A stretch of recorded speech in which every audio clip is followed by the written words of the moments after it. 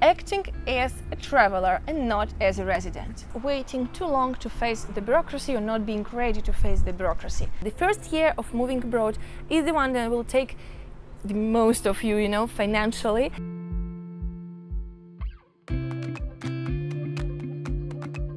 Hey guys, Valeria's here. Welcome back to my channel. Today I wanted to talk to you about the mistakes some people make when they're moving abroad. Some of these mistakes I've committed myself, and other mistakes collected among my friends and people I know. They shared them with me as the mistakes they've made when becoming expats. So I've decided to share this with you, so you don't need to go through the same things, so you don't need to commit these mistakes. So if you want to know what to avoid when becoming an expat when moving abroad, watch this video till the end.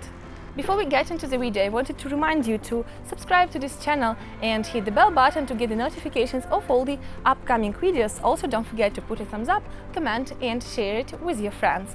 Now, if you're ready, let's get into the video. So mistake number one you might commit when moving abroad is thinking that the money you have will be enough. Spoiler alert, guys, it won't be enough. You need to have more money than you plan on spending in your first year as an expat. The first year of moving abroad is the one that will take the most of you, financially.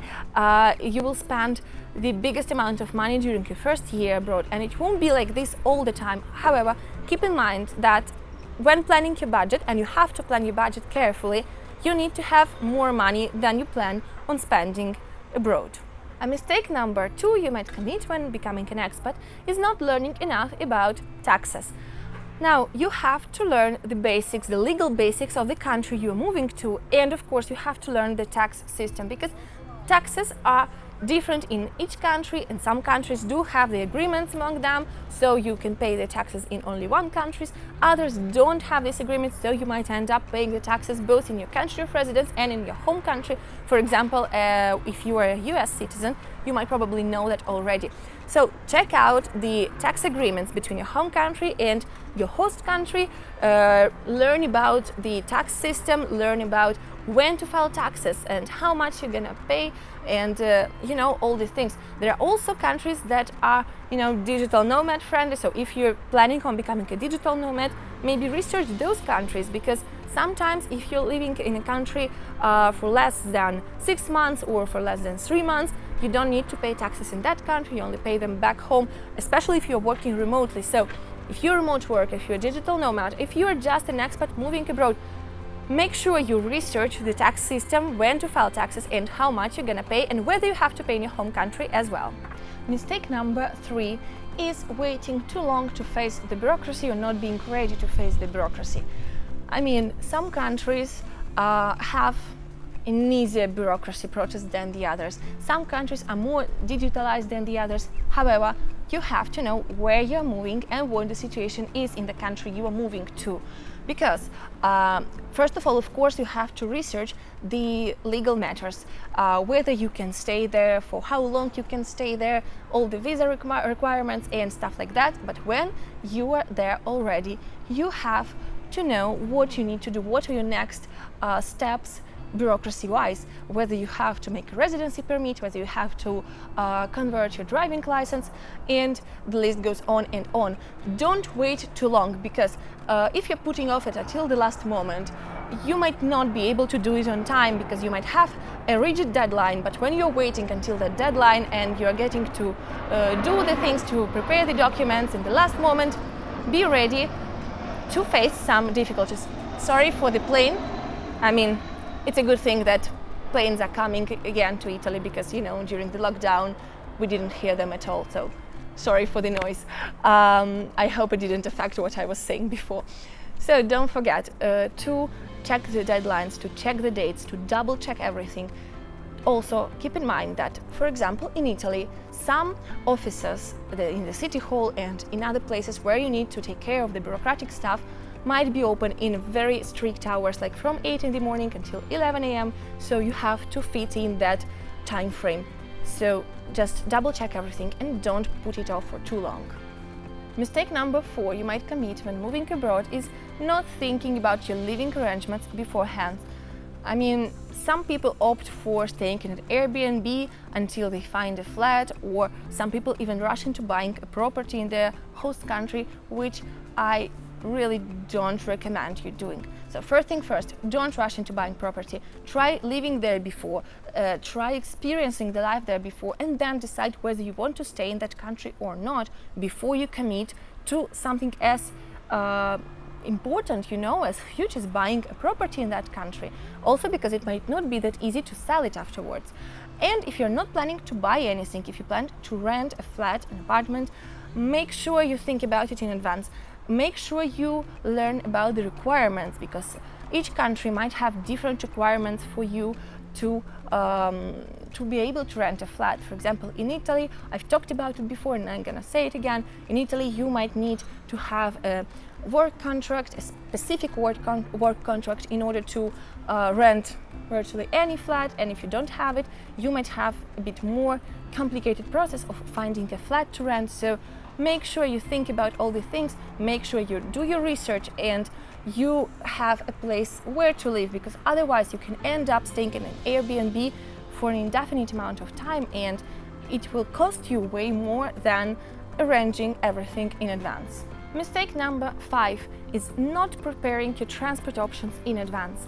What I mean is that you have to research what are your transport options and what are the requirements in your host country. For example, some countries won't allow you to buy a car before you get an ID, a local ID, a permanent residency and all the stuff like that. So think about whether you'll be able to buy a car if you need one. If you want to bring your own car, make sure you research whether you can keep it for how long, because in some countries you can keep it for a determined amount of time, like 1 year or so. And if you don't want to buy a car, if you're planning to commute, make sure you know how to commute, make sure you know where you're looking for an apartment and how long the commute will take and how much will it cost for you. Make sure you calculate all the costs. If you're planning to drive the car, make sure you know about all the bilateral agreements between your host country and your home country, whether you need to convert your driving license or whether you need to retake the driving exam all over again, because it's possible for some countries too. So make sure you know what your transport preferences are and what your transport options are.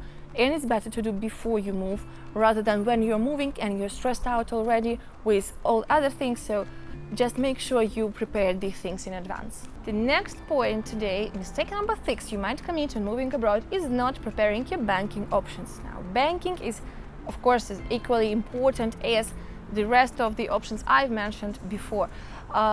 What I mean is that make sure you will be able to use your credit card or your debit card in your new country. Make sure your bank operates internationally, because some countries won't allow you to open a bank account without a local ID, or otherwise you might have some difficulties in the process of opening a bank account. It might take you a long time, and of course it might have different conditions from banking in your home country. So make sure you have an access to online banking in your bank. Make sure your bank operates internationally. Make sure you know all the important useful numbers, like the green line number to call your bank in case of an emergency abroad. Make sure you can use your cards abroad. Make sure your cards are up to date. You don't need to change them immediately. Think of how you're gonna change them later, how you're gonna communicate with your bank if something happens or if you need something. So just think about it and prepare all the necessary documents, prepare all the necessary things for any outcome. And if you want to open a bank account in a foreign country, make your research to know how it's gonna be and which bank is better for you, and what you need in order to open a bank account abroad. Mistake number 7 you might commit when becoming an expat is not doing enough research.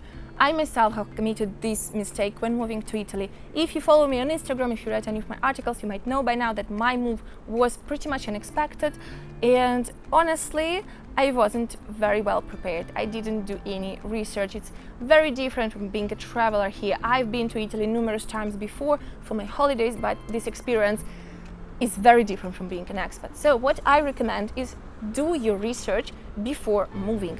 Search for Facebook groups. talk to other expats in that country that you're moving to. Maybe, if you can, even go there before, rent a place. Even if you're renting an Airbnb, try to rent it in a residential area, avoid central areas. Stay there for a bit longer, not for just a 1 week holiday or so. Try experiencing the life as a local. Go to the local grocery shops. Make sure you notice the prices for groceries, for other stuff, for transport, for all the things you might need when you're living there. If you're moving with kids, make sure you research the school options. Make sure you know which areas have better schools, which areas are more comfortable for you to commute to. So try to make as much research as you can. You will never be 100% prepared for what's waiting for you when you become an expat. However, having at least some knowledge will definitely help you to ease into your new life abroad. So the 8th position in my list, the mistake number 8, is quite linked to mistake number 7, and it is acting as a traveler and not as a resident. Traveling is great. Holidays is something we all love. However, keep in mind, you are an expat now, you're a resident in that country, and you have to act as a resident. It's not about exploring touristic areas and hopping from one bar to another every day. Although you can do it, of course, you can do it as well. However, make sure you learn the local customs, you learn how to navigate life in this new country, and make sure you learn at least the basics of the language, because living in another country, not even trying to learn the language, no matter how hard is, being a traveler, not a resident. Embrace your new life and just learn about your new country, learn about the new culture surrounding you, and try to build your life there, your real life. It's not a make pretend game, it's not a holiday, so just make sure you know what you're doing. Mistake number 9 is not learning enough about the medical system, the healthcare system in your new country. I mean, it might not be the first thing on your mind, however, it should be one of the first things on your mind when you're moving abroad. Make sure you've learned about the health insurances, whether you have to take a public insurance, whether you need to pay for a private insurance, how it works. Make sure you know how to make an appointment with the doctor. Make sure you know how the things work, even on a technical level, from booking an appointment to calling in sick to using the emergency services. Because when the emergency, and if the emergency rolls up, you will not have enough time to learn about the things. So try to make a little bit of research and to learn the things in advance, because just in case you might need them urgently, be prepared for them. The 10th and the final mistake on my today's non-exhaustive list is trying to import your home country to your new country. What I mean is, when you're moving abroad, be open to the new culture and to the new country you're moving to. It makes no sense if you try to live the way you lived before moving, if you try to import your lifestyle and your way of living to your new country. Don't expect people to act the same way that they used to act in your home country. Don't expect the things to work the same way as they used to work in your home country. Just lower your expectations and be open to the change. Be open-minded about this step of moving abroad. Embrace the new culture around you. You will never get 100% used to it. There will always be things that you will find annoying and the things you will have a difficult time to accept, and that's fine. However, just don't expect everything to work the same way, from relationships to bureaucracy to everyday life to even grocery shopping. Just be open to the change and stop trying to import your home country to take it with you, Of course, as I said before, this is a non-exhaustive list of mistakes one can commit when moving abroad, and there are many more mistakes people could and probably will commit when becoming expats. However, I just wanted to share with you my experience and the experience of my friends, the people I know, to maybe help you to be ready for the change, to be ready for the move. I'm really curious to hear your mistakes that you've committed when moving abroad, and what would you recommend to the new expats or prospective expats. So share it in the comments. And that's it for today, guys. I wanted to thank you for watching this video, and I want to remind you to subscribe to this channel. Also hit the bell button to get the notifications of the new videos. Put a thumbs up if you like this video, share it and comment it.